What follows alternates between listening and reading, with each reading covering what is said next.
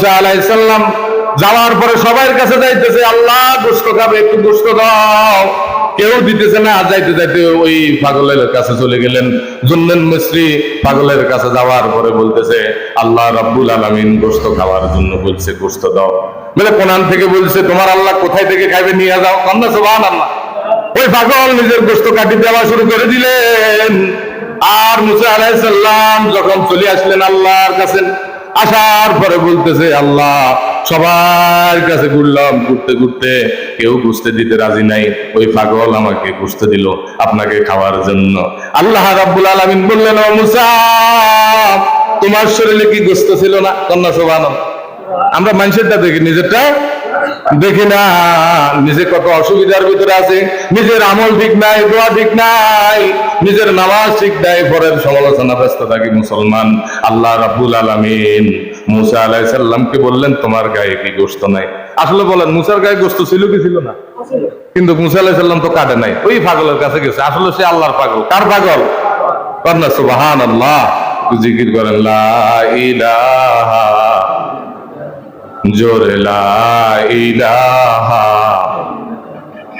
লা ইলাহা ইল্লাল্লাহ, লা ইলাহা, লা ইলাহা ইল্লাল্লাহ মুহাম্মাদুর রাসূলুল্লাহ সাল্লাল্লাহু আলাইহি ওয়াসাল্লাম। তাহলে আমরা কি বুঝতে পারলাম? দুনিয়াতে একবার যদি কালেমা পড়েন, আল্লাহ জবাব দিবে, সওয়াব ও আমলনামায় দিবে। আর যদি আমরা কবরে চলে যাই, কবরে যাওয়ার পরে যদি কালেমা পড়ি, আমাদের আমলনামায় কোনো নেকি নাই। তাহলে চিন্তা করেন, আল্লাহ সব কিছু থেকে বেনিয়াজ।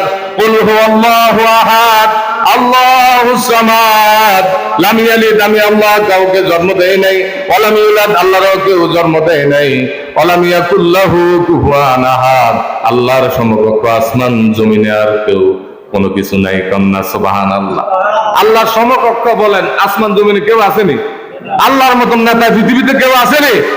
নাই। আল্লাহর মতন আপনও কেউ নাই, দয়াবানও কেউ নাই। চিন্তা করেন, এই যে বাতাস দিছে, আজকে কারেন্টের বিল দেন লাগে, বিল বাড়াই দেয়, এরপরে কারেন্ট চলে যায় 20 থেকে 30 বার। কিন্তু আল্লাহ যে জন্মের আগ থেকে শুরু করি, জন্ম হওয়ার পর থেকে যে আপনাকে যে বাতাস দিতেছে, এই বাতাস অক্সিজেন আল্লাহ চালু রেখেছেন। ডাক্তার রিসার্চ করছেন। আল্লাহ রাসূল সাল্লাল্লাহু আলাইহি ওয়াসাল্লাম বলেন, একটা হাইড্রোজেন, একটা নাইট্রোজেন, একটা যখন ভিতর থেকে বাইর হয়, আরেকটা ভিতরে ভিতরে ঢুকে। যেটা বাইর হইতেছে, এটা যদি সেকেন্ড টাইম সাথে সাথে মানুষের শরীরে প্রবেশ করে, ওই লোকটা মারা যাবে। ওই লোকটা কি এত দুর্গন্ধ, হাতের মধ্যে নিঃশ্বাস দেখবেন। এই জন্য কোনো খাওয়ার মধ্যে হু দেওয়া নিষেধ। সুন্নত, খানার মধ্যে তো আমরা হুদি খাই, আপনার মুখে জীবাণু আছে, এটা ফু দেওয়া নিষেধ। এই ফুটা যদি চোখের মধ্যে দেন, আরেকজনের যাই পড়বো, এই ফুটা তার একটা রোগ হয়ে যাবে। কিন্তু একজনের হু আরেকজনের দিতেছে, বুঝে না, বুঝাইলো হে বুঝে না, অসুবিধা কিটা? আপনি যে আরেকজনের হু দেন, আরেকজনের হাসি দেন, এই জন্য হাসির সাথে লক্ষ লক্ষ ব্যাকটেরিয়া বাইর হয়। কি বাইর হয়? ব্যাকটেরিয়া। যেন না করোনার সময় বলছে, হাসি দিবে, আপনি মুখ চাবি রাখিয়েন, একটু দূরে যায় হাসি দিয়েন। তারা ওই মুহাম্মদ সাল্লাল্লাহু আলাইহি সাল্লাম যে 1500 বছর আগে বলে গেছেন, আমাদের নবীজি হাসি দেওয়ার সময় এরকম ভাবে হাসিকে ছোট আওয়াজে ধরে রাখার জন্য, এই হাসি থেকে অনেকগুলো রোগ বাইর হয়। অনেকগুলো রোগ কি বাইর হয়? এগুলো যদি খাদ্যের মধ্যে যায়, আবার এইখানে যখন আপনি খাইবেন, আপনার ফ্যাটে কামড়াইবো, স্বাস্থ্যের ক্ষতি হইব, ডাক্তারের কাছে যাইবেন, ব্রাজিল খাইবেন, বিভিন্ন রোগে আক্রমণ হয়ে যাবে। তাহলে হাসি ছিল জান্নাতের একটা নিয়ামত। কন্যা আমিন। অনেকগুলো রোগ বাইর হয়, অনেকগুলো কি রোগ বাইর হয়। আর হামি হলো শয়তানের পক্ষ থেকে। হামি, এই যে হামি আছে, হামি দেওয়ার সময় বলছে যে ডাইন হাত অথবা বাম হাতের এরকম ভাবে দিয়ে ঘুরতে, লা হাওলা ওয়ালা কুওয়াতা ইল্লা বিল্লাহিল আলিউল আযীম, লা হাওলা ওয়ালা কুওয়াতা ইল্লা বিল্লাহিল আলিউল আযীম। তাহলে আল্লাহর মতন আপন এই পৃথিবীতে কেউ নাই। এই যে আল্লাহ আমাদেরকে বাতাস দিছে, অক্সিজেন দিছে, আপনি ইবাদত করবেন না সারা বছর? আমরা অনেকে বলি, এত ইবাদত করি লাভ কি, এত ওয়াজ করি লাভ কি, এত নসিহত করি লাভ কি? আরে আপনারা যে বানাইছে, সারা জীবন যদি আপনি সেজদা দেন কাটার উপরে, কিসের উপরে বলেন? কাটার উপরে। হাদিস শরীফের মধ্যে আছে, আল্লাহ যে বানাইছে, এটা শুকরিয়া আদায় করা শেষ করা যাবে না। সুবহানাল্লাহ। আজ যে বাতাস দিছে, এই বাতাসের শুকরিয়া আদায় করা কি শেষ করা যাবে না। আল্লাহ যে নিঃশ্বাস চালু রেখেছেন, এটাও শেষ করা সম্ভব হবে না।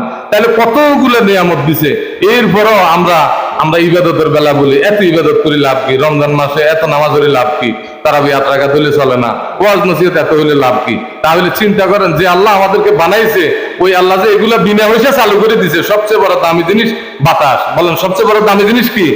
বাতাস। আইসিইউ তে যারা আছে তারা বুঝে, আয় হায় রে 1 ঘন্টার বিল আসে, এরকম লোক থেকে খবর শুনে গেছে 20,000। তাহলে 1 ঘন্টার বিল যদি 20,000 হয়, আপনার 60 বছর যে অক্সিজেন যিনি চালাইয়ে রাখছেন উনি কে? জোরে বলেন উনি কে? আল্লাহ। তাহলে ওই আল্লাহ শুকরিয়া আদায় করার দরকার আছে কিনা নাই বলেন? সকলে বলেন আলহামদুলিল্লাহ। উঠতে বসতে হাসতে শুধু দেখেন আলহামদুলিল্লাহ রব্বিল আলামিন। ভাত খাওয়ার পরও আপনি বলতে হবে আলহামদুলিল্লাহ রব্বিল আলামিন। এটা আপনাকে বলতে হবে। আল্লাহ তাআলা আমাকে আপনাকে যে কথাগুলো বললাম সংক্ষিপ্ত সূরাতুল ইখলাস আলোচনা করে শেষ করা সম্ভব না, যতটুকু শুনলাম বললাম, আল্লাহ পাক আমাকে সহ প্রত্যেককে আমল করার তৌফিক দান করে। বলেন আমিন।